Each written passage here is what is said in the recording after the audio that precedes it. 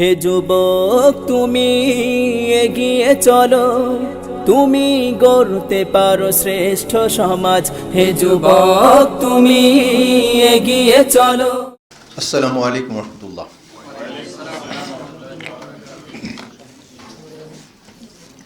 ইন্নাল হামদুলিল্লাহ আসসালাতু ওয়াসসালামু আলাইকুম রাসূলুল্লাহ ওয়া আলা আলিহি ওয়া সাহবিহি আজমাইন। আউযু বিল্লাহি মিনাশ শাইতানির রাজীম। বিসমিল্লাহির রহমানির রহিম। ইয ক্বালাল ইনসানু কুফর ওয়া লাম্মা কাফারা ক্বালা ইন্নী বারিয়্যুম মিনকা ইন্নী আখাফুল্লাহ রাব্বুল আলামিন। নিশ্চয়ই সমস্ত প্রশংসা আমাদের মহান প্রতিপালক আল্লাহ সুবহানাহু ওয়া তাআলার জন্য, যার অসীম মেহেরবানিতে আজ আপনাদের মাঝে এখানে উপস্থিত হতে পেরেছি। এর জন্য আমি শুকরিয়া আদায় করছি, আলহামদুলিল্লাহ। দরুদ ও সালাম আমাদের প্রিয় নবী সৈয়দুল মুরসালিন রাহমাতাল লিল আলামিন মুহাম্মদুর রাসূলুল্লাহ সাল্লাল্লাহু আলাইহি সাল্লামের উপর, যার উপর নাজিলকৃত সর্বশেষ আসমানি কিতাব আল কোরআনের মাধ্যমে মানুষ পথের দিশা পেয়েছে।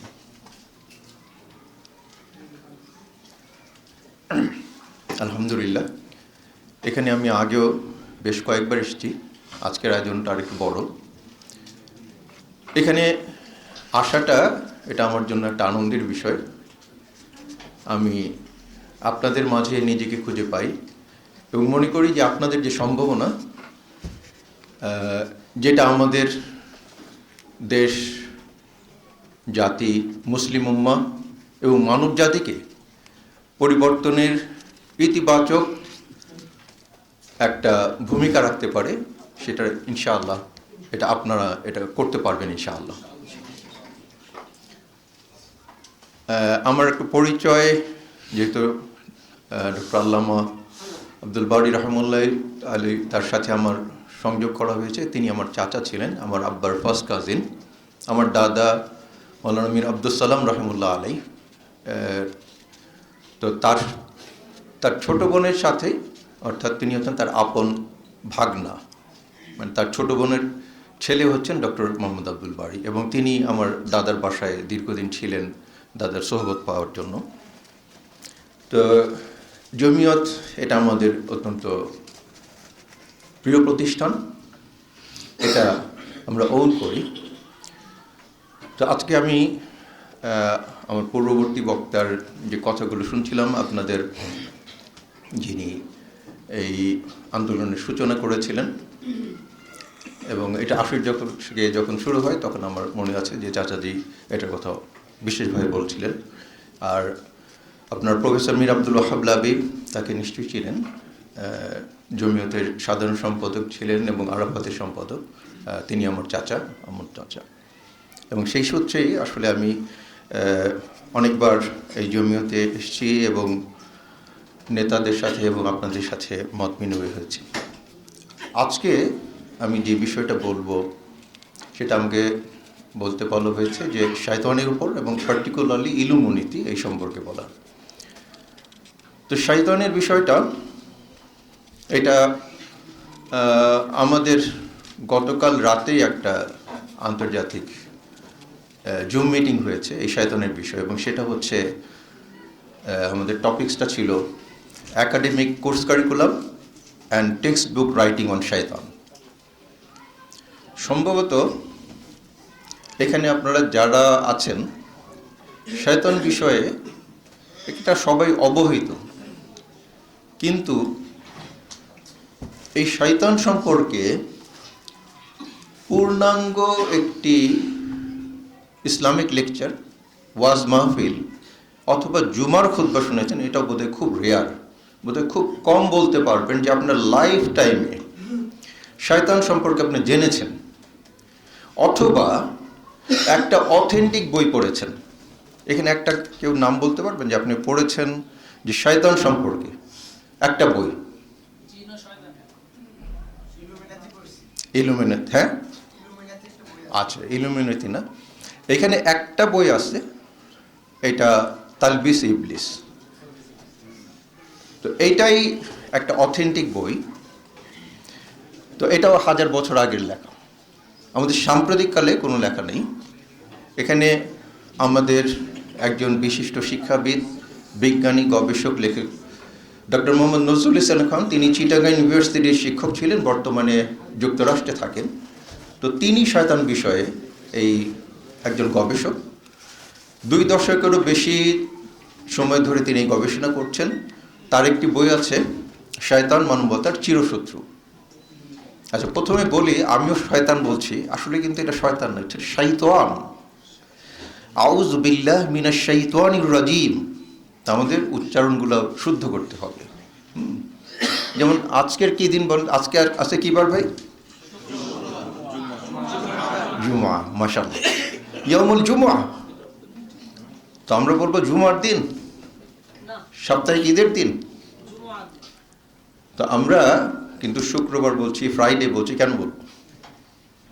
আমরা কোথায় সালা পড়তেও যাব?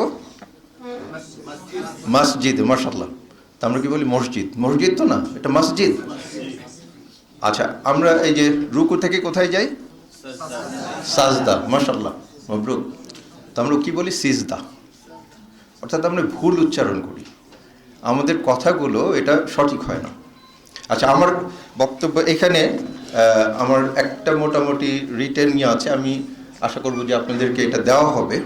তো কাজে এইটা থেকে আমি আর খুব বেশি একটা রিড আউট করবো না, আমি কিছু পয়েন্টস আপনাদের সাথে ডিসকাশন করব, এবং এটা আপনাদের সাথেই আসলে খোলামেলা আলোচনা, ঠিক আমারটা ওয়ান ওয়ে ডিসকাশন না। এখানে যেহেতু জমিয়তের বিষয়ে কথা আসছে, আমাদের ভাইদের কথা, আমি খেয়াল আছে এটা 5-6 বছর আগের কথা। আমার গ্রামের বাড়ি হচ্ছে বগুড়ায়। তো সেখানে জমিয়তের সম্মানিত সভাপতি, সেক্রেটারি জেনারেল ছিলেন, আমার চাচা ছিলেন। তো ওই জায়গাতে বগুড়া থেকেই আরেকজন ভদ্রলোক এসেছেন। তো তিনি বলছিলেন যে তার প্রতিপক্ষের কথা, যে তিনি তাকে দেখলে কতখানি মানে আক্রমণাত্মক ভূমিকা পালন করেন, এমনকি বলছিলেন যে মনে হয় যে তার মোটরসাইকেলে আগুন ধরাই দিই। আস্তাগফিরুল্লাহ। তো এটা কেন? আমাদের একটা মত পার্থক্য। তিনি একভাবে, আমরা কিন্তু সব দিকে মিল আছি। হয়তো এক জায়গায় এক ভাই তিনি বলছেন যে সালার পরে মোনাজাত করতে হবে, আরেকজন করা যাবে না। এখানে খুব সূক্ষ্ম কিছু মত পার্থক্য। যেমন ধরেন, আমাদের মত পার্থক্য এই রুকু থেকে ওঠার পর রাফিয়াদন করে হাত বাঁধতে হবে না বাঁধা যাবে না। আমাদের দুইজন বড় স্কলার দুইটা মত। এটা বিন বাজ রাহিমাহুল্লাহ আলাইহি, তিনি বলছেন এটা হাত বাঁধতে হবে। আলবানী রাহিমাহুল্লাহ বলছেন যে বাঁধা যাবেই না। তো আপনি যে কোনো একজনকে ফলো করবেন, একজনকে ফলো করলেই হবে, আমার তো যে কোনো একটা অবস্থান থাকতে হবে। তো এইগুলো কি, এটা হচ্ছে খুব মুস্তাহাব একটা বিষয়। এটা কি ফরজ? ওয়াজিব? এটা মুস্তাহাব বিষয়। এই বিষয়ের মতো পার্থক্য থাকবে, এটা খুব স্বাভাবিক। তো এখন যে হাত বাঁধলো সে কি খুব অন্যায় করে ফেললো? অথবা যে বাঁধলো না? কিংবা ধরেন আমি আলহামদুলিল্লাহ, আমি আমার এলাকার ঈদগার ইমাম, এবং আমার অধীনে 30টা মসজিদ আছে। এটা আলহামদুলিল্লাহ আমার এটা উত্তরাধিকার সূত্রে, আমি 4th জেনারেশন। আমাদের ওই এলাকাটা আমার বড় আব্বা তিনি আবাদ করেছিলেন, হিন্দু প্রধান ছিল। তারপরে তিনি সেখানে একটা ঈদগাহ এস্টাবলিশ করেছেন। আমার দাদা তিনি ওই ইসলামিক ফাউন্ডেশন আল কোরআন করিম এটার মূল অনুবাদক সম্পাদক, এবং তিনি এর পরবর্তীতে ওইখানে ঈদের নামাজ পড়িয়েছেন, জামাত পড়িয়েছেন। এরপরে আমার বড় চাচা যে প্রফেসর মীর আব্দুল ওয়াহাব লাবি তিনি পড়িয়েছেন। 2004 সালে তিনি আমাকে বললেন যে তোমাকে দায়িত্ব নিতে হবে। আমি যে আল্লাহু আকবার, এটা তো অনেক বড় দায়িত্ব। তো আমি সেখানে এই দায়িত্ব পালন করছি। ওখানেও এই একটা বড় সমস্যা, একদল বলছে যে মোনাজাত করা যাবে না, আর যে করতেই হবে। এবং আপনারা একটা ভিডিও নিশ্চয়ই দেখেছেন, যেখানে আমাদের একজন বিশিষ্ট বড় নেতাও ছিলেন, ভাইরাল হয়ে গেছে। আচ্ছা, তো এইটা কেন হলো বলেন তো? এই যে একটা ঘটনা, এটার পিছনে কে দায়ী? কে করাইল এটা? মাশাআল্লাহ, আলহামদুলিল্লাহ, মাবরুক। যাক, এটা আপনারা বলতে পারলেন। আমি আরেক ভাইকে জিজ্ঞেস করছিলাম, অনেকক্ষণ ধরে আমি চেষ্টা করছিলাম যে তার মধ্যে এই কথাটা বের হয় যে এটা কে করিয়েছে? শয়তান করিয়েছে, এবং সে নাই আদু মুবিন, প্রকাশ্য শত্রু। অথচ আমরা যেহেতু তাকে দেখি না, আমরা উপলব্ধি করি না। এবং আমরা সবাই কিন্তু নির্বিকার। সে তার কাজটা করে চলে যাচ্ছে, তাই না? আমরা শয়তানের বিষয়ে যেহেতু একেবারেই জানি না, আমি একটা কোটেশন বলছি। এটা 19th সেঞ্চুরির একজন ফ্রেঞ্চ ফিলোসোফার, আর্কিটেক্ট চার্লস বেদোয়। তিনি বলছিলেন, "The great tricks of devil ever did. He convinced the world he did not exist." যে শয়তানের, ডেভিল ইংলিশে বলে ডেভিল, যে শয়তানের সবচেয়ে বড় কৌশল হচ্ছে যে সে বিশ্ববাসীকে বুঝাতে পেরেছে যে সে নাই। তো এটা তো আমরাও বুঝে ফেলছি, আমরাও তো সেই বুঝ নিয়ে আসি, তাই না? যে কারণে আমরা কিন্তু এটা ফিল করি না। অর্থাৎ, এবং কেউ যদি বলে শয়তান আমাকে কোনো প্রভাব বিস্তার করতে পারে না, তার মানে এই কথাটাও শয়তানই তার মুখ দিয়ে বের করবে। তো শয়তানের যে প্রত্যেকটা ক্ষেত্রে তার মানে বিচরণ, এবং এটা শয়তানের শুরু কোথায়, উৎপত্তি কোথায়? সৃষ্টির শুরুতেই, তাই না? আপনারা সবগুলো ঘটনা জানেন, কাজে আমি ওদিকে যাব না। যে আদম আলাইহিস সালামকে আল্লাহ সুবহানাহু ওয়া তাআলা যে সৃষ্টি করার পর শয়তানের মধ্যে যেই হিংসা, বিদ্বেষ, কুটিলতা দেখা দিল, এবং সেটাই সে শেষ পর্যন্ত আদম আলাইহিস সালামকে যেই নিষিদ্ধ বৃক্ষ তার কাছে নিতে সমর্থ হলো, তাই না? আচ্ছা, তো এটা কি কারণ, মানে আদম আলাইহিস সালামের যে এটা হলো কি কারণে হলো? হ্যাঁ, মানে এইটা কোরআনে আছে, আপনারা যে জি না না না আদম আলাইহিস সালাম কেন গেলেন, এখানে কোরআনে কি বলেছে? জি, প্ররোচনা, মানে প্ররোচনাটা আদম আলাইহিস সালাম কেন প্ররোচনায় পড়ে গেলেন? নারীর কারণ তো এটা না, it is not in the Quran. আপনারা সবাই মানে সবাই কোরআনের শুধু পড়েছেন না, আপনার বিশেষজ্ঞ আমি মনে করি, যে বা আপনারা এদিকে অনেক জ্ঞান অর্জন, যে এখানে স্পেসিফিক আছে। আল্লাহ সুবহানাহু ওয়া তাআলা কি বলছেন কোরআনে? যে তাকে আমি দৃঢ় পাই নাই, যে সে মজবুত ছিল না। আল্লাহ সুবহানাহু ওয়া তাআলা শয়তানকে একটা কি নির্দেশ দিয়েছেন, যে তুমি সাজদা করো, কিন্তু করে নাই। কেন করে নাই? সে তার অহংকারটা প্রকাশ করেছে, তাই না? আনা খালাকতানি মিন নার ওয়া খালাকতু মিন তিন, যে আমি আগুনের সৃষ্টি, সে মনে করেছে যে সে তো অনেক সুপার, তার যে সুপেরিয়রিটি কমপ্লেক্স সেখান থেকে তৈরি হয়েছে ফার্স্ট। এবং সে কি করছে, যে সে অহংকার শুধু না, হিংসা, বিদ্বেষ, অর্থাৎ যতগুলো খারাপি, এটা সূচনা শয়তান করেছে। এবং আল্লাহ সুবহানাহু ওয়া তাআলা যখন মানব জাতির আদি পিতা, আমাদের সবারই আদি পিতা আদম আলাইহিস সালামকে হুকুম করলেন যে তুমি পৃথিবীতে নেমে যাও, এবং শয়তানও নামবে। তো তিনি ঘাবড়ে গেলেন যে আমি এই জান্নাতে শয়তানের সাথে পারি নাই, পৃথিবীতে কি করব? তো আল্লাহ সুবহানাহু ওয়া তাআলা কি করলেন? এগুলো সবগুলি কোরআনে আছে, তাই না? যে তুমি যাও, এখানে আমার পক্ষ থেকে কিতাব যাবে, নবী যাবে, যারা এটা আঁকড়ে ধরবে তাদের কোনো ভয় নেই, তারা ভীত হবে না, দুশ্চিন্তা হবে না। আপনারা দেখবেন যে আল্লাহ রাব্বুল আলামিন কোরআনের কারিমে কতবার বলছেন ওয়ালা খাউফুন আলাইহিম ওয়ালা হুম ইয়াহজানুন। এই আয়াতটা আপনি পড়েছেন না? ইন্নাল্লাযীনা ক্বালু রাব্বুনাল্লাহ সুম্মা ইসতাকামু ওয়ালা খাউফুন আলাইহিম ওয়ালা হুম ইয়াহজানুন। এইটার যে মানুষ এত বেশি এখন হতাশ হয়ে যায়, তার পেরেশান হয়ে যায়, কেন? এখানে যে তার বর্তমান অবস্থায় বিভিন্ন অসবাসায় সে পেরেশান থাকে, অথচ এটা তো হওয়ার কথা না। এটাকে আমরা মোকাবেলা করতে হবে। এই মোকাবেলাটা কীভাবে করব? With knowledge, first of all. আমাদেরকে নলেজ, সেই নলেজের বেসটা কি? কোরআন এবং হাদিস, তাই না? তো শয়তানের কি কাজ, যে দেখেন এই বিষয়টা খেয়াল রাখতে হবে। আমি খুব মানে এই শয়তানের উপরে আলহামদুলিল্লাহ আমি যেটা আলোচনা শুরু করছিলাম, যে আমরা প্রথম গত বছর একটা শয়তানের উপর ডে লং কোর্স করেছি। এটা ওয়ার্কশপ এবং একটা সেমিনার ছিল। তো এটা ভেরি ডিফিকাল্ট, মানে আলহামদুলিল্লাহ আমি যেহেতু একজন অর্গানাইজার, আমি বিভিন্ন প্রোগ্রামগুলো অ্যারেঞ্জ করি। তো এটা আমার 6 বার ডেট চেঞ্জ করতে হয়েছে। তো ওই সময় ডেফিনেটলি যিনি ভাইস চ্যান্সেলর ছিলেন প্রফেসর ইউসুফ ইসলাম, তো আমি যখন বললাম যে আমরা 1 সপ্তাহ পরে করবো, তো উনি সরাসরি বললেন আপনি এটা করতে পারবেন না। আমার তো আরেকটু চলে আসলে কী বলে পারবো না, অবশ্যই ইনশাল্লাহ করবো। তো এরপরে 6 বার এটা ডেট চেঞ্জ করতে হয়েছে, বাট আলহামদুলিল্লাহ সেটা আমরা লাস্ট অফ আল্লাহ মেহরবানিতে করতে পেরেছি।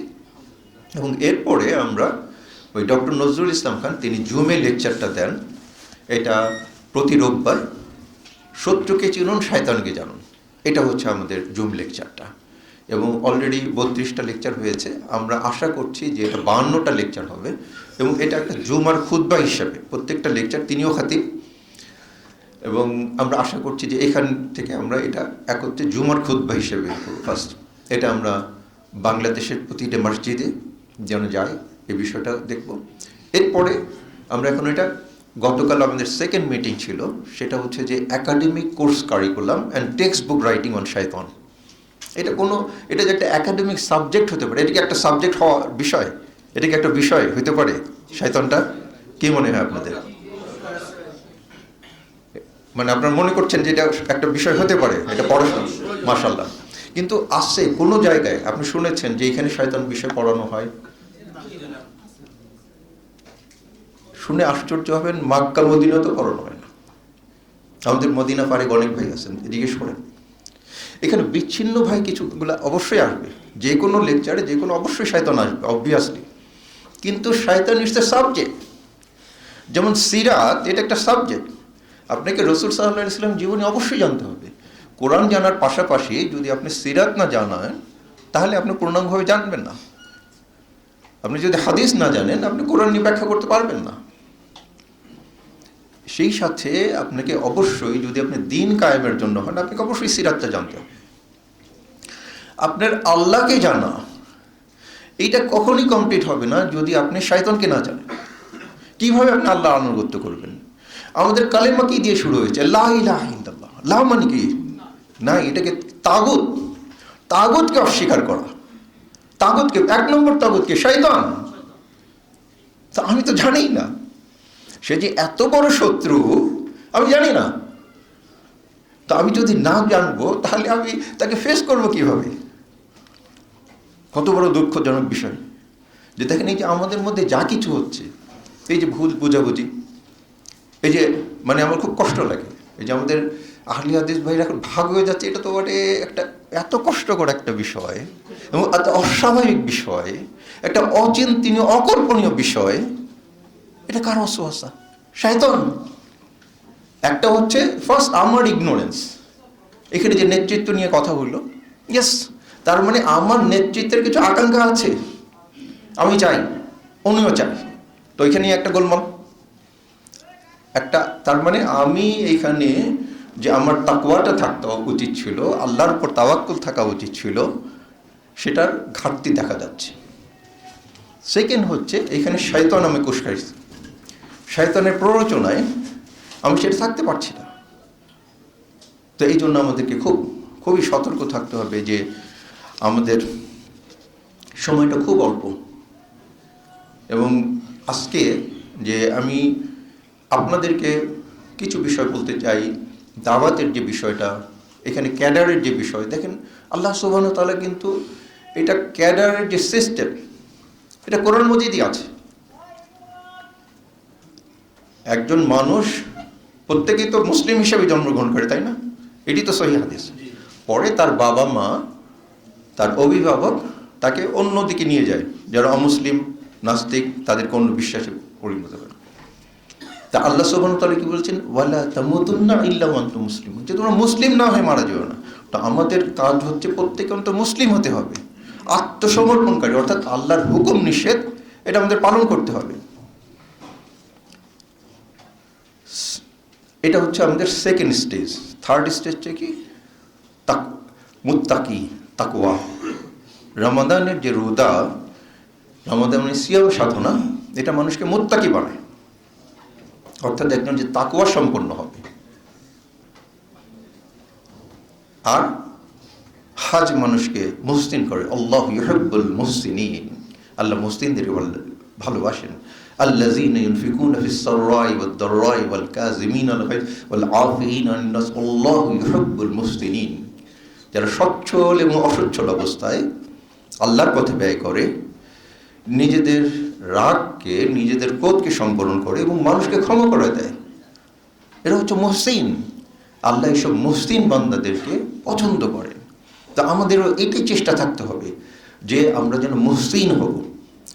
আমাদের যে স্টেজগুলো থাকবে, আমাদের মধ্যে যে রাগটা, এটা আপনি হাদিসগুলো জানেন যে রাসূল সাল্লাল্লাহু আলাইহি সাল্লাম এটার ব্যাপারে কতবার বলেছেন, কতভাবে বলেছেন। একজন সাহাবী যখন তার কাছে বলল, ইয়া রাসূলুল্লাহ আমাকে কিছু উপদেশ দেন, তিনি বললেন তুমি রাগ করো না। বলে আরও কিছু উপদেশ দেন, তিনি বললেন তুমি রাগ করো না। আবারও চাইলো, 3 বার একই কথা বললেন। তো এই রাগটা কেন? এটা হচ্ছে শয়তানের একটা বড় অপকৌশল। যখন মানুষ কেউ রেগে যায় তখন সে হিতাহিত জ্ঞান শূন্য হয়ে যায়। তার মধ্যে যে তার নিজের যে স্বাভাবিক চিন্তা চেতনা, তার যে জ্ঞান, তাকওয়া, এগুলো কাজ করতে পারে না। তখন তার মধ্যে একটা ইগো এসে যায়, একটা সুপারিটি কমপ্লেক্স এসে যায়। তখন সে হিতাহিত জ্ঞান শূন্য হয়ে পড়ে এবং সে এই যখন রেগে গেল, এটাকে ইংলিশ একটা এইভাবে বলা হয়েছে যে ড্রাইভিং স্পিডি কার উইদাউট ব্রেক, যে আপনি খুব দ্রুতগামী একটা গাড়ি চালাচ্ছেন, যে গাড়ির কোনো ব্রেক নেই, তার মানে একটা অ্যাক্সিডেন্ট হবেই। তো এই জন্য আমাদের এই মেথডগুলা, এটা আমাদের জানতে হবে যে how to control our self.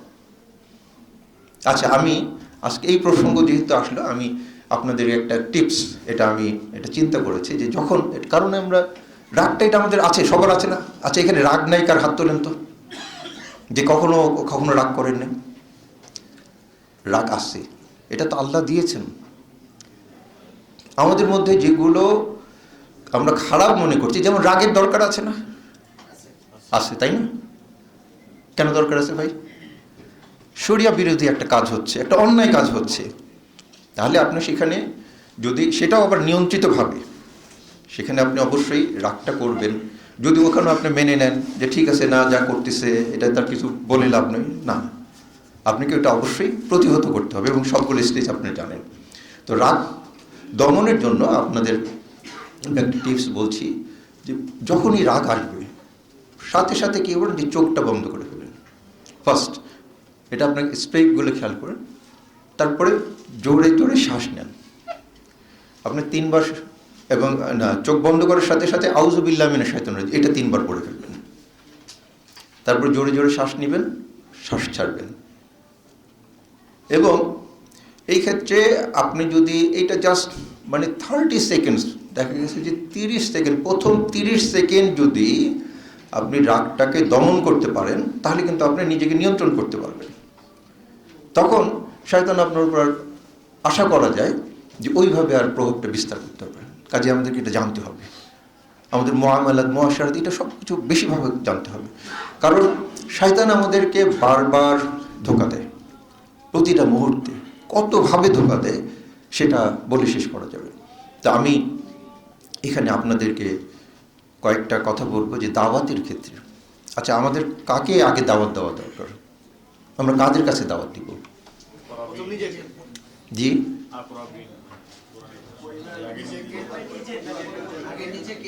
আচ্ছা, না, নিজেকে তো আর দাওয়াত দেওয়ার নাই, নিজেকে তো আপনি সংশোধন করবেন এখানে। হ্যাঁ, এখানে আপনার নিজের পরিবার থেকে শুরু হয়, মাশাআল্লাহ। ইন জেনারেল যদি আমি দাওয়াতে করি, যে সমাজে যদি আপনি দাওয়াত দেন, তখন কাকে দাওয়াত দেওয়া উচিত প্রথমে? জি, অমুসলিম, মাশাআল্লাহ। এখানে অমুসলিমকে কেউ কখনো দাওয়াত দিচ্ছেন বা আপনার দ্বারা কেউ মুসলিম হয়েছেন, এখানে এরকম কেউ আছেন? আচ্ছা, মুসলিম হয়েছে, আচ্ছা আচ্ছা, মাশাআল্লাহ। আচ্ছা, তো প্রথম তাহলে আমাদের খেয়াল করতে হবে যে আমাদের প্রথম যে সমাজে দাওয়াতের যারা হকদার তারা হচ্ছে অমুসলিম। দ্বিতীয়ত যারা হকদার তারা হচ্ছে নন প্র্যাকটিসিং মুসলিম। যারা মুসলিম নামধারী অথচ যে ফরজ যে হুকুম সেটা পালন করছে না। তৃতীয় পর্যায়ে হলাম আমরা, যে আমরা তাদেরকে সুন্নাহর দিকে তাকাত দিব, কোরআন এবং সহিহ হাদিসের আলোকে তারা যাতে জীবনটা গঠন করতে পারে, তাই না? তো এখানে দেখেন, আমরা যারা কোরআন এবং সহিহ হাদিস অনুসরণ করার চেষ্টা করছি, আমাদের মধ্যে কত ফারাক হয়ে গেছে। আল্লাহু আকবার। তো এটা তো আর কারো কাজ না, এটা শয়তানের কাজ। এই ক্ষেত্রে আমরা যদি মজবুত থাকি তাহলে আমাদেরকে আল্লাহ সুবহানাহু ওয়া তাআলা নিশ্চয়ই সাহায্য করবেন। তো এই জায়গায় আমি আপনাদেরকে কিছু টিপস এবং আমাদের যেগুলো কার্যক্রম শুরু করেছি সেটা একটু বলবো। যে আলহামদুলিল্লাহ আমাদের যে আমার দাদার কথা হলো মৌলানা মীর আব্দুল সালাম রাহিমাহুল্লাহ আলাইহি, তিনি যে কোরআনুল কারীম লিখেছিলেন, তো ওটাকে কেন্দ্র করে আমাদের একটা পারিবারিক বৈঠক হয়, যেটা আলহামদুলিল্লাহ এখন 24 বছর উইদাউট ব্রেক এই কোরআনটা আমাদেরকে ধরে রাখছে। সেকেন্ড হচ্ছে, এটা আমরা একটা এক্সটেনশন করেছি, এটা একাডেমিক্যালি এবং ইনস্টিটিউশনালি, এটা ইনস্টিটিউট অফ ফ্যামিলি ম্যানেজমেন্ট, যাতে আমরা কোরআনটা ঠিকভাবে এবং সহিহ হাদিস অনুযায়ী চলতে পারে। এটা আমাদের নিজেদের জন্য, এটা আমাদের হোয়াটসঅ্যাপ গ্রুপ আছে, যারা ইন্টারেস্টেড গ্রুপ হতে পারেন। আরেকটা আমরা করেছি বাংলাদেশ ফ্যামিলি ফাউন্ডেশন, এটা সবার জন্য, এই ভূখণ্ডের সব মানুষের জন্য, যাতে করে তারা আল্লাহর দেওয়ার যে বিধানটা সেটা পালন করতে পারে। এটা তো সবার জন্য, কেউ মানলো কি মানলো না সেটা তো আমার দেখার দায়িত্ব না। আমি দাওয়াত দিব, এরপরে আশা করা যায় যে আমি তাদের জন্য দোয়া করব, ইস্তেগফার করব, তাদের মুআমালাত মুআশারাত এত চমৎকার হবে যে তারা আমাকে পছন্দ করবে, ভালোবাসবে, আমাকে একজন আপনজন করে নেবে, এবং ইনশাআল্লাহ আমরা তার ইমানের জন্য দোয়া করব, তার যেন আল্লাহ ইমান নসিব করেন এবং সেই জন্য একজন মুসলিম হয়ে যায়। এটাই হবে আমাদের টার্গেট। তো সেই ক্ষেত্রে আমাদের কয়েকটা প্রোগ্রাম, একটা হচ্ছে প্রথম যে spread kindness, was the kindest person রাসূল সাল্লাল্লাহু আলাইহি ওয়াসাল্লাম। তো এখন কি আমরা সেই ইয়েটা আছে? আমরা কি কাইন্ডনেসটাকে স্প্রেড করতে পারছি? আমরা কি বলছি দয়ার বিষয়গুলো? আমরা তো পৌঁছাতে পারছি না। তিনি ছিলেন রাহমাতাল লিল আলামিন। তো সেই ক্ষেত্রে আমাদের ভূমিকাটা কি? এটি কিন্তু চাষ করতে হয়, অর্থাৎ আপনি যেমন শস্য চাষ করতে হয়, তেমন ভালো জিনিসগুলা সেটা আপনাকে চাষ করতে হবে। এটার খারাপই যেটা আপনারা দেখতে পাচ্ছেন আপনার সমাজে, আমাদের মিডিয়াতে, ইন্টারনেটে, যে কীভাবে খারাপিগুলো আসছে। তো এই জন্য আমরা একটা স্প্রেড করছি যে এটা কাইন্ডনেস প্রোগ্রাম, এবং সেই ক্ষেত্রে আমি জাস্ট অন্য পয়েন্টগুলো বলে শেষ করব। এখানে আমরা একটা ইয়ুথ কাইন্ডনেস ফোরাম এবং স্টুডেন্ট কাইন্ডনেস ফোরাম করেছি, যেখানে আমাদের এটা সভাপতি হচ্ছেন ইয়ুথ কাইন্ডনেসের, আপনাদের সুবহানের আগে যিনি সভাপতি ছিলেন শাইখ আব্দুল্লাহিল কাফি, তিনি এটা আমাদের সভাপতি, এবং ব্যারিস্টার হাসিন বিন আশরাফ, তিনি এটার সেক্রেটারি। তো আমি আপনাদেরকে এই আহ্বান জানাচ্ছি যে আপনারা এটার সাথে ইনভলভ হন। আপনারা যেভাবেই আছেন, প্লাস হচ্ছে যে স্টুডেন্ট কাইন্ডনেস ফোরাম, সেটা আমরা আগামীতে ইনশাল্লাহ গঠন করব। বাংলাদেশে প্রতিদিন কতজন মানুষ আত্মহত্যা করে এটা কি জানেন? এটা আমার এখনকার ফিগার জানা নাই, 2017 সালের গভর্নমেন্টের ফিগার হচ্ছে প্রতিদিন অন্তত 30 জন আত্মহত্যা করে, এবং এর অন্তত 3 গুণ বেশি মানুষ এটা চেষ্টা করে। এটা কে করে? শয়তান। সে কি করে? প্রথমে বলে যে গুনাহ কর, সে গুনার ভিতরে মানুষকে উস্কায় দেয়, তাই না? দেখ কত ভালো জিনিস, কত ভালো শেখে, তার প্রবৃত্তিকে, তার পরিবেশকে সে শয়তানি অসওয়াসায় একজন মানুষ গুনাহ করে ফেলে। গুনাহ করার পর বলে যে কেন তুই গুনাহ করলি, তোর কি অবস্থা, তুই কেমনে মানুষকে মুখ দেখাবি, তোর কি করতে হবে এখন, মর তুই। দেখ এই মরা ছাড়া তোর আর কোনো বুদ্ধি নেই, তাই না? মানে তোর আত্মহত্যা করতে হবে। তো বাংলাদেশে 30 জন, WHO এর ফিগার হচ্ছে যে বিশ্বে প্রতি 40 সেকেন্ডে একজন আত্মহত্যা করে। আল্লাহু আকবার। আমরা চিন্তা করতে পারি? আল্লাহ সুবহানাহু ওয়া তাআলা কোরআনুল কারীম কি বলছেন? যে একজন মানুষকে রক্ষা করলো সেই জন্য পৃথিবীর সব মানুষকে রক্ষা করলো, আর যে একজনকে হত্যা করলো সেই জন্য সবাইকে হত্যা করলো। তো এই যে যারা মারা যাচ্ছে, এটা কি আমাদেরকে একটা এফোর্টস থাকা দরকার না? থাকা দরকার ভাই। তো আমরা কি নিছি? আমাদের নেওয়া দরকার না? এটা আমাদের এরকম একটা কার্যক্রম নেওয়া দরকার, কি বলেন? আলহামদুলিল্লাহ যে আপনাদের এই ইতিবাচক সারার জন্য আল্লাহ আপনাদেরকে যাচাই খায়ের দান করুন। এই যে শয়তানের সবচেয়ে বড় কাজ কি? স্বামী স্ত্রীর মধ্যে বিচ্ছেদ ঘটানো, ঠিক না? বাংলাদেশে প্রতিদিন কতগুলো বিচ্ছেদ হচ্ছে, এটা কি আপনার ধারণা আছে? কয়েক হাজার বিয়ে ভেঙে যাচ্ছে। এটা জাস্ট 1 বছর আগের কথা। আমার এক ফ্রেন্ডের মেয়ের বিয়ে হয়েছিল তাকওয়া মসজিদে, ধানমন্ডির। তো সেখানে ইমাম সাহেব বললেন যে এইখানে গত 1 বছরে কোটি কোটি টাকা খরচ করে 22টা বিয়ে হয়েছে, এর মধ্যে 18টাই ভেঙে গেছে। আল্লাহ, আপনি চিন্তা করেন যে নাহলে কত ভয়ঙ্কর ব্যাপার। এবং আপনি যদি এই এটা একটু খবর নেন, দেখবেন যে অহরহ, এবং এটা কোনো কারণ ছাড়া শয়তান যে কীভাবে লাগাচ্ছে, আমি সেইগুলা মানে প্র্যাকটিক্যালি আপনাদের কিছু 2-1টা উদাহরণ দিচ্ছি যে এত বড় কাজ, এবং আসলেই কোনো সমস্যা নেই। জাস্ট আপনি যদি একটু কাউন্সেলিং করেন, একটু তাদেরকে বোঝান, নিশ্চিতভাবে তারা বুঝতে পারবে যে এটা শয়তানের ওয়াসওয়াসা ছাড়া কিছু না। আচ্ছা তুমি এটা কেন করলে? আচ্ছা হয়তো এত সিলি একটা ব্যাপার যে আপনি হয়তো বলতে পারবেন। আপনি অনেক সময় দেখছেন যে বাসের মধ্যে হয়তো 2জন কন্ডাক্টর আর যাত্রীর মধ্যে কথা কাটাকাটি, কিংবা 2জন প্যাসেঞ্জারের হতে হতে হাতাহাতি মারামারি, দেখা গেলো যে মানে বিরাট একটা লঙ্কা কাণ্ড। পরে জিজ্ঞেস করলো যে ভাই কি হয়েছে, কেউ বলতে পারে না। কারণ কি?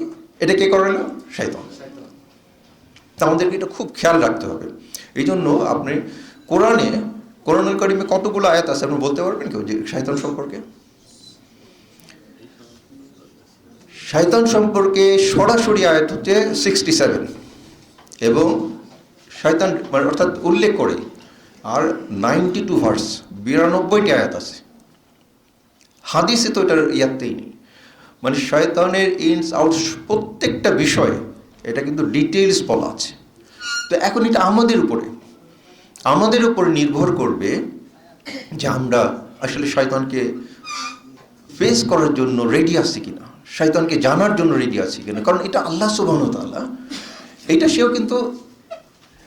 সে নিজে সৃষ্টি হয়নি। আল্লাহ সুবহানাহু ওয়া তাআলা তাকে সৃষ্টি করেছেন, এবং সে এক পর্যায়ে সে আল্লাহর নাফরমানি করে সে আল্লাহর শত্রু এবং আমাদের শত্রুতে পরিণত হয়েছে, যেটা কোরআনুল কারীমে স্পষ্ট রয়েছে। তো এই জন্য আমাদেরকে শয়তানকে মানে এটা আমাদেরকে কি বলে একেবারে অন্তর থেকে, মানে শয়তান যে কতভাবে কাজ করে। যেমন ধরেন আমি রুমে আছি, আমি এখন মোবাইল দেখছি, এটা কেউ দেখছে না। তো আমার তো এখন মানে আমি যা খুশি দেখতে পারি, শুধুমাত্র একমাত্র আল্লাহ দেখছে। আমার যদি আল্লাহর ভয়টা থাকে, তো এই ক্ষেত্রে তাকওয়াটা অত্যন্ত গুরুত্বপূর্ণ। যদি আমার তাকওয়া থাকে, আল্লাহ ভীতি থাকে, তখন আপনি দেখবেন সব কিছু সহজ হয়ে গেছে। এবং যে কোনো কাজ যা কিছু করেন আপনি, ওমাইয়া তাওয়াক্কাল আলাল্লাহ ফাহুয়া হাসবুহ, যে আল্লাহর উপর তাওয়াক্কুল করলে আল্লাহ তার জন্য যথেষ্ট, আর কিছু করতে হবে না। তো আমাদের এই যে দুনিয়ার যেগুলো আমাদের লোভ লালসা, আমাদের যে চাওয়া পাওয়া, এগুলা এন্ডলেস, এটা শেষ হবে না। এবং এই ক্ষেত্রেও আমাদেরকে কে প্রলোভিত করে? শয়তান, প্রত্যেকটা ক্ষেত্রেই। এবং আমাদেরকে যেমন আল্লাহর উপর যে তাওয়াক্কুল, এটা আমরা কেন করতে পারি না? শয়তান সে আমাদেরকে উস্কাই দিচ্ছে। এই যে এই চাকরি আমার কি বলতেছে, আচ্ছা তুমি না এখন সালাত পড়তে পারবো না। আমি জানি আমারই এক রিলেটিভ আর্মিতে ছিল, তো তার এমন এক বস পড়ছে, তাকে জোহরের নামাজ পড়তে দিবে না, মানে নির্ধারিত সময়, বলে যে না তুমি যেতে পারবে না, আগে তোমার চাকরি। তো এইটা রেগুলার হইতে হইতে এক সময় সে ছেড়েই দিল, বলে যে না আমার চাকরি না, আমার সালাদটা আগে। এবং সে ওই বস না করতো, মানে এটা তো আর্মিতে এটা একটা ওদের যে চেইন অফ কমান্ড, এটা মানতে হয়, কোনো অবস্থাতে এটা যাওয়া যায় না। আর সে বলে যে কোনো অবস্থাতেই আমি ছাড়বো না, আমার সালাদটা আগে, কোনো অবস্থাতেই আমি ছাড়বো না। তো সেও কিন্তু মুসলিম, সে তার অধীনস্থকে তার একটা পাওয়ার দেখালো, অধীনস্থকে সালাহ আদায় করতে যেতে দিবে না। তো এটা তাকে কে অসুস্থতা দিতেছে? শয়তান। সে বুঝতে পারতেছে না। তা আলহামদুলিল্লাহ উনি বের হয়ে আসছেন এবং এখন ভালো আছেন। আশা করি আল্লাহ যেন তাকে এটাই সহি বুঝটা দেয়। আমাদের সহি বুঝটা দরকার। এবং এইখানে যারা আছি আমরা, যেমন এখানে আমরা বলছি যে আমরা জমিয়তে আহলে হাদিস, আমরা সুব্বানি আহলে হাদিস, এইখানে আমাদের খুব খেয়াল করতে হবে যে আসলে আমাদের কিন্তু এটা করতে হবে, অর্থাৎ আমাদের একত্রিত থাকতে হবে। একত্রিত থাকার জন্য একটা সংগঠন দরকার, কিন্তু এইটা কিন্তু মূল না, এটা বুঝতে হবে। এইখানে আমার কবরে জিজ্ঞেস করবে না যে তুমি কোন দল করছিলা, তুমি কোন গ্রুপে ছিলা, এটা আমার খেয়াল করতে হবে। যেমন আপনারা এখানে কেউ হানাফি মসজিদ দেখছেন যে হানাফি মসজিদ লেখা আছে কোথাও? নাই, আমি দেখছি। আমি যখন ইংল্যান্ডে যাই দেখি ওখানে লেখা আছে হানাফি মসজিদ। কেন? ওইখানে হচ্ছে ওরা সংখ্যালঘু, তো তারা তাদের আইডেন্টিটি টিকিয়ে রাখার জন্য তারা ওটা করেছে। এই 90% মুসলমানের দেশে যারা 90% মুসলিম, এই খাতে যারা প্র্যাকটিসিং মুসলিম তারা হচ্ছে সংখ্যালঘু। এর মধ্যে যারা কোরআন এবং সুন্নাহ পালন করে তারা হচ্ছে আরও সংখ্যালঘু, খুবই অল্প। এই জন্য যারা কম থাকে তাদেরকে অবশ্যই একত্রিত থাকতে হবে। একত্রিত যদি আপনি না থাকেন তাহলে আপনি টিকতে পারবেন না, আপনি হারাই যাবেন। তো আমার গুরুত্ব শুধু ওই জায়গাতেই। আমার কিন্তু সংগঠন আমার কোনো বিষয় না, অন্য সংগঠন যে যেভাবেই করছে এটা আমার খেয়াল রাখতে হবে যে এখানে সংগঠনের যে দায়িত্ব সেটা আমাকে একত্রিত করে দিয়েছে। না হলে আমি এই যে এতজন সবাই একই মনের একই আমরা কীভাবে আসতাম? এখানে একটা প্ল্যাটফর্ম হয়েছে, আলহামদুলিল্লাহ। কিন্তু এটা কিন্তু মূল না, এটা বুঝতে হবে। কোরআন এবং সহিহ হাদিস সেটা যেখানেই আছে, পৃথিবীর যে প্রান্তেই থাকেন তিনি আমার ভাই, তাকে আমি সবচেয়ে বেশি প্রিয়, সবচেয়ে কাছের মনে করি, তাকে আমি সবচেয়ে বেশি আপনজন জানি। তো কাজেই এখানে আমাদের মধ্যে এই চিন্তাগুলো যেন না থাকে যে ওয়াতাসিমু বিহাবলিল্লাহি জামিআন ওয়া লা তাফাররাকু, যে আল্লাহর রজ্জুকে আঁকড়ে ধরা। এটা জেনেই হোক আমরা সবাইকেই যেন মহব্বত করতে পারি, সবাইকে ভালোবাসতে পারি, সবাইকে যেন আমরা কাছে নিয়ে আসতে পারি। তো আজকে আপনাদের সাথে আমার যে বিষয়টা আমি আসলে শেয়ার করার জন্য খুব বেশি ইন্টারেস্টেড ছিলাম সেটা হচ্ছে যে আপনারা যেন দিনের উপর যে চলছেন দিনটাকে আরো ভালোভাবে বোঝা। এটা শুধুমাত্র মানে একভাবে না, এখানে যারা অমুসলিম আছে তারাও আল্লাহর বান্দা, যারা নাস্তিক আছে তারাও আল্লাহর বান্দা। আমাদের প্রথম কি করতে হবে? তাদেরকে ভালোবাসতে হবে। একজন মানুষ শুধুমাত্র মানুষ হওয়ার জন্যই সম্মানিত, আর কিছু না। কাজেই আমি প্রত্যেক মানুষকে ভালোবাসবো। তারপরে যার যত বেশি যে মুসলিম প্র্যাকটিসিং, যার তাকওয়া বেশি, অবশ্যই সে আমার তত কাছের মানুষ। এটা তো আর বলার অপেক্ষা রাখে না। আমার মহব্বত ভালোবাসা তার জন্য তত বেশি হবে। কিন্তু প্রতি ক্ষেত্রে প্রতি বিষয়ে বাধা হচ্ছে শয়তান। তো এই জন্য আমাদেরকে খুব খেয়াল রাখতে হবে যে আমাদেরকে শয়তানের মোকাবেলা করতে হবে। শয়তানের মোকাবেলা কীভাবে? With knowledge, with wisdom, with হিকমা। এবং প্রস্তুত থাকতে হবে যে শয়তান আমাকে ছাড়বে না মৃত্যু পর্যন্ত। এবং একটা হাদিস, আচ্ছা আমার সময় কতটুকু আছে? একটা হাদিস আপনি জানেন যে রাসূল সাল্লাল্লাহু আলাইহি ওয়াসাল্লামের এই ইঙ্গিতটা দিয়েছেন। এই হাদিসের আমরা পাই একজন বান্দা সারা জীবন ভালো আমল করতে থাকবে, কিন্তু সে শেষ পরিণতিই তার খারাপ হয়ে যাবে। সে লাস্টে তার মৃত্যুর আগে এমন কিছু করবে যে সে হয়তো ঈমানহারা হয়ে যাবে। আবার এর বিপরীত আছে, কাউকে মনে হবে যে তার আমল ভালো না, কিন্তু সে ঈমানদার হয়ে মারা যাবে। আচ্ছা এইটা কেন? আপনি কেউ এটা বিষয়ে একটু বলতে পারবেন যে এটা কেন হতে পারে? না, হ্যাঁ কিসের? হ্যাঁ তাকদির তো আছে না, মাশাআল্লাহ, তাকদির অবশ্যই, তাকদির তো নিতেই। কিন্তু যেমন ধরেন আল্লাহ রহমান রহিম, এটা অ্যাপারেন্টলি মনে হচ্ছে না যে এটা একটা ইনজাস্টিস? আল্লাহ রহমত তো অবশ্যই, মানে এটা কেন রহমত হবে ভাই? মানে এটা এই যেমন এই হাদিসটা আসলে আমি খুব রিসেন্টলি, এটা আমার হঠাৎই খেয়াল আসছে, আমি এটা মনে হয় আমি কয়েক জায়গায় আলোচনা করলাম এবং এটা আপনার শেয়ার করা দরকার। আমাদের আলহামদুলিল্লাহ আমাদের গুলশান সেন্ট্রাল মসজিদ, ওখানে আমাদের প্রতিদিন ফজরের পর সালাদ কোরআন ক্লাস হয়, তো হাদিসও পাঠ হয়। আমি সেখানে এটা আলোচনা করলাম এবং আমাদের আরেক ভাই মতিউর রহমান ভাই তিনি এটা আলোচনা করলেন। তো আমি ওখানে দুইটা পয়েন্ট বললাম, একটা হচ্ছে ইখলাস আর একটা হচ্ছে নিফাক। প্রথমটাতে আপনার নিফাক ছিল,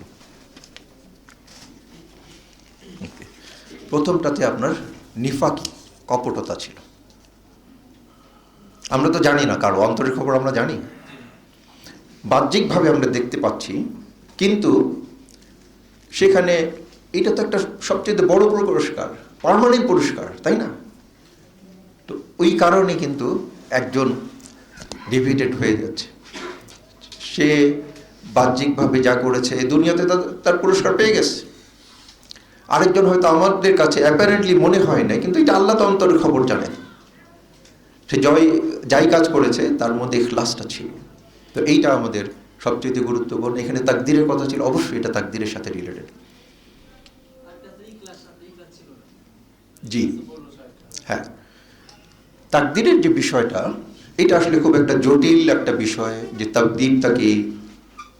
তাকদীরটা বোঝার জন্য আমি আমার একটা প্র্যাকটিক্যাল উদাহরণ পেশ করলে এটা আমি দেখি যে আমি নিজে যেমন বুঝতে পারছি, আমি যেমন যখন এসএসসি পরীক্ষা দিই, আমাদের সময় তখন stand first division second division ছিল, আপনারা হয়তো অনেকে সেভাবে পাশ করেছেন। 1978 সালে। তো তখন আমার ক্লাস টিচার বললেন যে কে কে ফার্স্ট ডিভিশন, কে স্ট্যান্ড করবে, first division, second division, third division পাবে। দেখা গেল মানে সারপ্রাইজিংলি আমার এই ঘটনা মনে আছে যে এক্স্যাক্টলি ওটাই হয়েছে। আমাদের সাথে স্ট্যান্ডও করেছে, থার্ড ডিভিশনও পেয়েছে। তো এখন যেই ছেলেটা থার্ড ডিভিশন করলো, বলে স্যার আপনি তো আমাকে থার্ড ডিভিশন পাবে দিলেন, কেন বলছিলেন? আপনি ওই ছেলেকে আপনি স্ট্যান্ড করাই দিলেন আর আমাকে থার্ড ডিভিশন পাওয়াই দিলেন, এটা বলতে পারবে? হ্যাঁ, এবং এটা বললে এটার কোনো মানে কি বলবে যে তুমি তো একটা বোকা, তাই না? এটাই তো অ্যান্সার। আপনি স্যার কেন বলতে পারলেন? তার নলেজের কারণে, তার অবজারভেশনের কারণে। আর যেই আল্লাহ সুবহানাহু ওয়া তাআলা আমার সৃষ্টির আগে সব কিছুই জানেন, আমি কি করবো এটা তো আল্লাহ জানেন। জাস্ট এরকমই একটা বিষয়, এটা হয়তো আরো অনেক সূক্ষ্ম, আরো অনেক গভীর, কিন্তু যদি এটুকু যদি আমি বুঝি, তাহলে তাকদীরের যে বিষয়টা, তাহলে আমার কাছে ক্লিয়ার হয়ে যাবে, তাই না? যে আই এম রেসপন্সিবল, আমি যা করেছি, ভালো মন্দ যা করেছি এটার জন্য আমি দায়ী। এটা স্যারের কোনো ভূমিকা নেই। স্যার আমাকে অবজার্ভ করেছেন, স্যার আমাকে দেখেছেন, স্যার আমাকে মানে আমার ব্যাপারে তার যে অ্যানালাইসিস, এটা কারেক্ট হয়েছে আল্লাহ সুবহানাহু ওয়া তাআলা। এই যে তাকদীরটা, এইটা মনে হয় এই এক্সাম্পলের ইয়েতেই আপনি দেখুন যে আরও অনেক জটিল, অনেক কিছু ব্যাখ্যা আছে, আমার বোঝার জন্য এটা সহজ। তা আমি আবারও সেই শয়তানের কথা এবং পার্টিকুলারলি এই যে ইলুমিনাতির একটা কথা বলা হয়েছে, তো আমি সেইখানে বলবো। এবং এখানে আমি আশা করি আমি এখান থেকে আর পড়লাম না, আমার আশা করি যে আপনাদেরকে এই 4টা পেজের একটা খুব জিস্ট আছে শয়তানের উপরে, এটা আপনাদের জন্য সহায়ক হবে, আপনাদেরকে আশা করি দেওয়া হবে। এবং এখানে আমি শেষ করার আগে ইলুমিনাতি সম্পর্কে বলবো যে ইলুমিনাতি এটাও আসলে শয়তানির একটা কৌশল, আর কিছু না। এটা একটা সংগঠন যেটা 1776 সালে এটা জার্মানিতে এবং ইহুদিদের দ্বারা এটা প্রতিষ্ঠিত হয়েছে। এবং মানে এখন দেখা যাচ্ছে যে মানে পৃথিবীতে যত বেশি অপকর্ম হচ্ছে, এরাই কোনো না কোনোভাবে রেসপন্সিবল, এদের এক একটা ভূমিকা থাকে। এবং এটা জার্মানির দক্ষিণ পূর্ব রাজ্যে বাভারিয়াতে এটা শুরু হয়, এখন যেটা মিউনিক। এবং সেখানে অ্যাডাম ওয়েস্ট্রপ, উনি 1748 সালে জন্মগ্রহণ করেন এবং 1830 সালে মারা যান। তিনি এটা শুরু করেন এবং এটাকে পরবর্তীতে ফ্রি মিশনারি এই মাধ্যমেও এটা কাজ করে। যে এদের একটা বড় লক্ষ্য হচ্ছে যে মুসলিমদেরকে দাজ্জালের অধীনে নিয়ে আসা। এবং ইলুমিনাতির যে চিহ্ন, সেটা দেখবেন যে আমেরিকান যে $1, সেখানে এক চোখ আছে, দাজ্জাল হবে এক চোখ বিশিষ্ট। হ্যাঁ, তো এইটাই ইলুমিনাতির একটা যে ত্রিভুজের ভিতরে একটা চোখ, এটা সাইন ব্যবহার করতে ধারণা আসে যে দাজ্জালের এক চোখ এবং মিশরের পিরামিড থেকে। আমেরিকার একটি নোটে ত্রিভুজের ভিতরে এক চোখ পাওয়া যায়, যে কারণে যে এর প্রতি যারা তত্ত্ব বিষয় তারা মনে করে যে আমেরিকা ইলুমিনাতির দখলে আছে। শুধু আমেরিকা না, মানে পৃথিবীর প্রায় সব রাষ্ট্রে এটা রয়েছে, এবং এসব দেশে তাদের নিজেদের পরিচিতি হতে বিভিন্ন অঙ্গভঙ্গি, চিহ্ন বা তারা সংকেত ব্যবহার করে থাকে। তো এই জন্য আমাদেরকে এই ইলুমিনাতির বিষয়ে সতর্ক থাকতে হবে। এটা আমাদের আরেকটা রিসার্চের বিষয়। আমাদের আশা করছি যে ডক্টর নজরুল ইসলাম খান উনি এটার বিষয়ে প্রেজেন্ট করবেন। তো আমি আপনাদেরকে আন্তরিক ধন্যবাদ, মোবারকবাদ জানাচ্ছি, এবং আমি আশা করি যে আপনাদের সাথে এই যোগাযোগটা ইনশাল্লাহ থাকবে, এবং আপনি যেখানেই থাকেন না কেন, বাংলাদেশ বা পৃথিবীর যে কোনো অঞ্চলেই থাকেন না কেন, আপনি যোগাযোগ করবেন। এবং নিজে এখানে আমাদের যে দায়িত্ব সেটা হচ্ছে যে তুমি নিজে পাচ্ছ কুন আনফুসাকুম ওয়া আহলিকুম নারা, যে তুমি নিজে এবং তোমার পরিবারকে দোজখের আগুন থেকে বাঁচাও। আর টার্গেট থাকবে যে আউযু বিল্লাহি মিনাশ শাইতানির রাজিম, কুনতুম খায়রা উম্মতি উখরিজাত লিন-নাস তা'মুরুনা বিল মারুফ ওয়া তানহাউনা আনিল মুনকার ওয়া তু'মিনুনা বিল্লাহ। তোমরা শ্রেষ্ঠ জাতি, মানব জাতির কল্যাণে, মানব জাতি এটা কিন্তু মুসলিমের বলা হয়নি, অর্থাৎ এখন 7.8 billion people of the world, তাদের কল্যাণে আমাদের আবির্ভাব। তোমরা মানুষের সৎ কাজের আদেশ করো, অসৎ কাজ থেকে বিরত রাখো, এবং আল্লাহকে বিশ্বাস করো। তো আমাদেরকে এই বিশ্বাস নিয়ে কাজ করতে হবে, আমাদেরকে নলেজ গেইন করতে হবে। আপনারা যেই ডিসিপ্লিনে আছেন, যেই কাজ করছেন, আমাদেরকে আমাদের যে শত্রু শয়তানকে চিনতে হবে, এবং অন্যদেরকে শত্রু সম্পর্কে জানাতে হবে, এবং আমাদেরকে খুব খুব বেশি এরকম মহব্বত করতে হবে, ইস্তেগফার করতে হবে। বিশেষ করে আমাদের যারা আহলে হাদিস ভাই আছেন, যিনিই থাকুন, যেখানেই থাকুন, আমাদেরকে যত মনে হয় যে সে আমাদের সংগঠনের না, বাইরের, আমার তার সাথে মিলবে না, কিন্তু আমরা 5 মিনিটে একটা আদান নাকি কোশ্চেন আনসার নেব। 5 মিনিট জি জি এটা শেষ করে দেন, আর কোশ্চেন আনসারটা নেব। ওকে, জি জি। আমি আমার বক্তব্য এখানে শেষ করছি। আমি এতক্ষণ যা কিছু বললাম, এর যদি আমি কিছু ভালো বলে থাকি সেটা আল্লাহর রহম, আর যদি কিছু ভুল বা কিছু খারাপ বলে থাকি সেটা আমার অজ্ঞতা এবং শয়তানের ওয়াসওয়াসা। আল্লাহ রাব্বুল আলামিন আমাদেরকে শয়তানের ওয়াসওয়াসা থেকে হেফাজত করুন, এবং একমাত্র সর্ব অবস্থায় আল্লাহর উপরই তাওয়াক্কুল করার তৌফিক দান করুন। আমিন। ওয়া আখিরু দাওয়ানা আলহামদুলিল্লাহি রাব্বিল আলামিন। আসসালামু আলাইকুম ওয়া রাহমাতুল্লাহি ওয়া বারাকাতুহু। আমাদের আমরা 2টা বা 3টা কোশ্চেন দেব খুবই সংক্ষেপে, নামাজের সময় হয়ে যাচ্ছে, আর 7-8 মিনিট পরে আজান দেবে। ওই পেছনের কোশ্চেনটা। হ্যাঁ, আসসালামু আলাইকুম।